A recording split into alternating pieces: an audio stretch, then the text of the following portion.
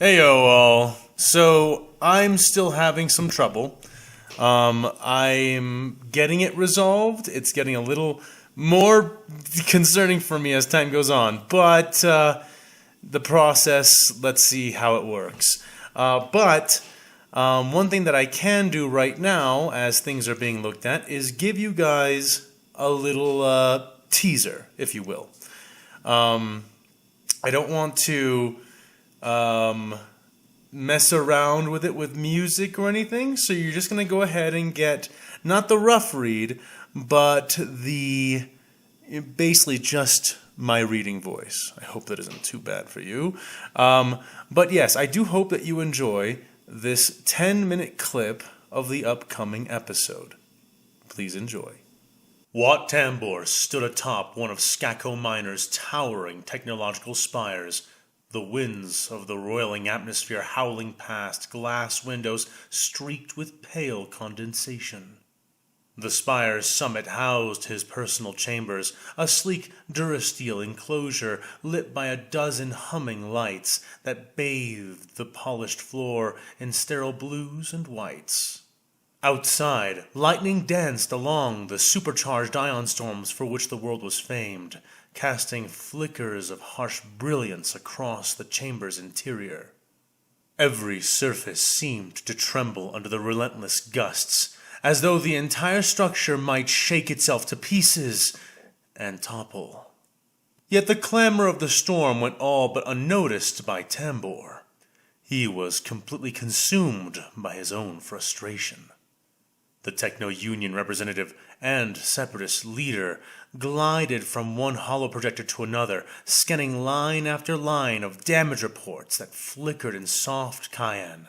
A short distance behind him, a super tactical droid stood at stiff attention, arms clasped behind its back, its 3 glowing photoreceptors taking in each displayed statistic with cool mechanical precision. 82%. Watt muttered through the translator embedded within his pressurized environment suit, the respirator's rhythmic hiss accentuating his words. 82% of the Guard units lost to that Imperial incursion. This is intolerable. A full Republic battle fleet couldn't hope to do so much damage. He tapped the controls on a curved console, and a fresh hollow image flared to life, revealing the outline of Skako Minor's battered southern continent. Scattered red pips marking smoldering droid production zones. Entire sectors of factories were either obliterated or rendered useless by the strike teams that the Imperials had sent down. How could 12 men, regardless of species or equipment, do so much in only a few hours? Smoke still leaked from wide chasms torn in the planetary crust, the subsurface labs exposed like open wounds thanks to the total meltdown of 4 of the planet's primary plasma reactors. The Empire retaliated before completing their mission. The super tactical droid spoke in a metallic baritone. All evidence points to the Space Marines attempting a core rupture. Guard forces succeeded in preventing that outcome. Watt's lensed eyes regarded the droid with narrowed resentment. They should never have gotten that close. He rasped. We have planetary shields. Orbital stations. Where were they when we needed them most? The droid's faceplate remained expressionless, its voice lacking any emotional inflection as it answered. The stations held the Imperial fleet back until the planetary shields could be raised. They also stalled their forces until enough reinforcements could arrive to deter them. The droid droned. If that's true, how did they land that squad?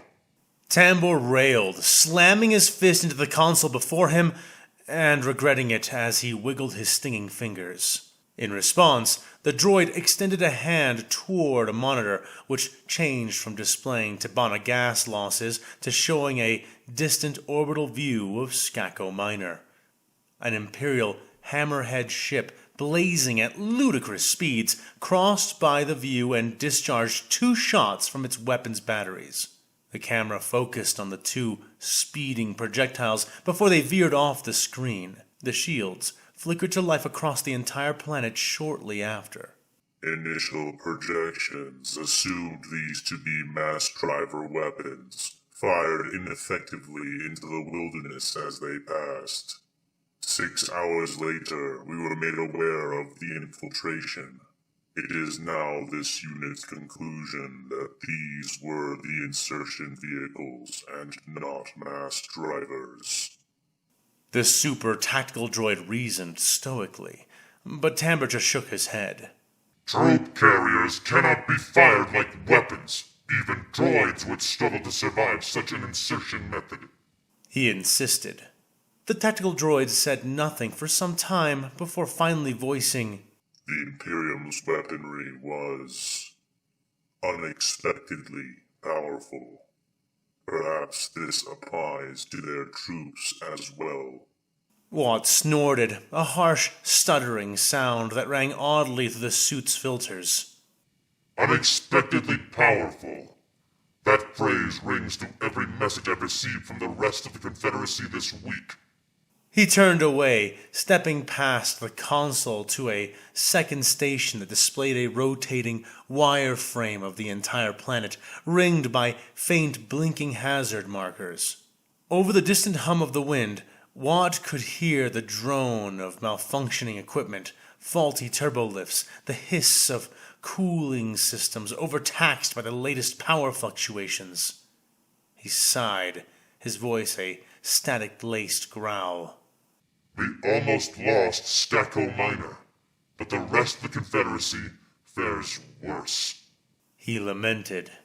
One gauntlet rose to tap at the holograms swirling around him, conjuring stuttering comm feeds from far-flung planets. The Confederate Parliament has been largely executed through orbital bombardment. Nearly our entire leadership structure shredded like flimsy. He paused, letting the words hang in the charged air. A faint crackle of thunder boomed outside, rattling the windows. Watt flicked his gaze back to the droid. And to top it all off, Admiral Trench, General Grievous, Admiral Borvant, all reported dead. He yelled into the empty space. We may have already lost the war with the Republic and simply not realized it yet. Tambor went on, resting a gauntleted hand against his head. The super tactical droid gave a short mechanical hum. Such a blow to the war effort will be... It began to say. Tambor hissed. You weren't built to state the obvious, and that is the last thing I need right now. There's too much to juggle, too much to think about. Fleets spilling past mined hyperspace routes, single squads of soldiers crippling entire planets, supply chains and entire logistical infrastructures completely collapsed. And if what Darth Sidious and Count Dooku have said are true, then there might even be Imperial infiltration afoot. It's one thing to hack our systems or sneak around our sensors, but they are apparently impersonating high-level personnel as well. We've already been ordered to report any sign or communications of commanders we know to be dead directly to Dooku at once. No exceptions. He vented as he rapidly typed away at the new console. Not even for me? Came a cold rasp from behind. Tambor jolted upright, spinning clumsily on his heavy mechanical limbs, nearly knocking over a stack of datapads. A cold dread seized him, radiating through the circuits embedded in his chest piece as his eyes fell upon the towering figure lurking in the chamber's shadowy entrance. General Grievous stepped forward slowly, taloned feet clinking softly against the polished durasteel floor.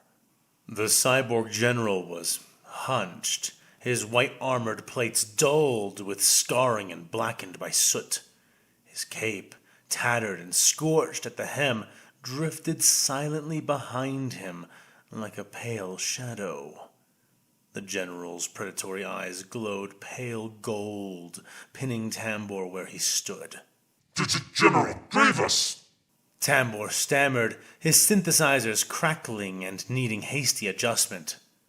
He glanced frantically toward the super-tactical droid, but the droid did not express surprise or alarm, and had already straightened its posture in formal salute. General. The droid greeted in a mechanical tone, its calm unwavering. Your presence was not anticipated at this location. It stated. No. Grievous rasped, his voice an all too organic hiss. It was not.